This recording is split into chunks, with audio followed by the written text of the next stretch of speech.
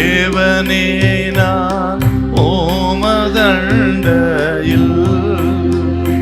இன்னும் நெருங்கி சேர்வதே என் ஆவல் பூமியில். நெகேமியா 5:7 வாசிப்போம். என் மனதிலே ஆலோசனை பண்ணி பிற்பாடு பிரபுக்களையும் அதிகாரிகளையும் கடிந்து கொண்டு, பிரபுக்களையும் அதிகாரிகளையும் கடிந்து கொண்டு, நீங்கள் அவரவர் தங்கள் சகோதரர் மேல் ஏன் வெட்டி சுமத்துகிறீர்கள் என்று சொல்லி அவர்களுக்கு விரோதமாக ஒரு பெரிய சபையை கூடி வர செய்து. இப்படி பிரச்சனை தெரிஞ்சிருது.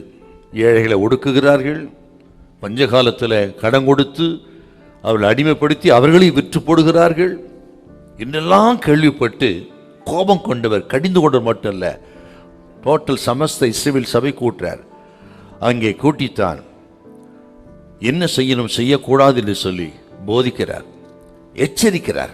அதுதான் இந்த 5ஆம் அதிகாரத்தின் நீங்கள் 6வது வசனத்தில் இருந்து இப்படி கடிந்து கொண்டார் சொன்னால் அது அவர் தைரியத்தை காட்டுகிறது.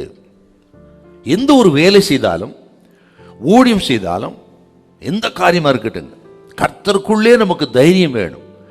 அப்படி இருந்துதான் தொடங்கணும் எந்த ஒரு வேலையும். தைரியம் இல்லைன்னா கோழைகள் என்றைக்கு வெற்றி பெறவே மாட்டார்கள். கோழைகள் எந்த வேலையும் தொடங்கவே மாட்டார்கள். கோழையா இருக்கிறவர்கள் எல்லாருக்கும் கோழைகளாகவே இருப்பார்கள். ஆகவே எந்த ஒரு வேலையா இருக்கட்டும், எதிர்ப்பு வரத்தான் செய்யும், போராட்டம் இருக்கத்தான் செய்யும். போராட்டம் இல்லாத வாழ்க்கை இல்லை, போராட்டம் இல்லாத ஊழியம் இல்லை, போராட்டம் இல்லாத எதிர்ப்புகள் இல்லாத எந்த ஒரு காலம் கிடையாது. இருக்கத்தான் எதிர்பார்த்து தாங்க கிறிஸ்தவ ஜீவியம் பண்ண போறோம். எதுவும் நடக்கலாம்.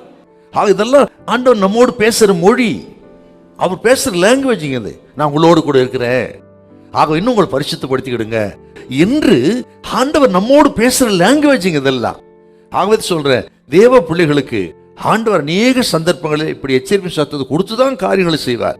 எதையும் சந்திப்பதற்கு அது வீட்டா இருக்கட்டும், சபையா இருக்கட்டும், நாம் ஆயத்தமா இருக்கணும். அல்ல, விசுவாசத்திலும் ஜெபத்திலும் பரிசுத்தத்திலும் நீங்கள் ஆயத்தப்படுங்கள். கர்த்தர் நமக்காக யுத்தம் பண்ணுவார், கர்த்தர் நமக்காக வழக்காடுவார். காரியம் கர்த்தருடையது, நீங்கள் சும்மா இருப்பீர்கள், அவர் உங்களுக்காக யுத்தம் பண்ணுவார். இன்றைக்கு கர்த்தர் உங்களுக்கு சொல்ற வார்த்தை, உங்களுக்காக கர்த்தர் யுத்தம் பண்ணுவார். உங்களுக்கு விரோதமாக சக்திகளை கர்த்தர் பார்த்துக் கொள்வார். பயப்படாதிருங்கள், யுத்தம் பண்ணுகிற சேனைகளை கர்த்தர் நம்மோடு இருக்கிறார். ஹல்லேலூயா, ஹல்லேலூயா.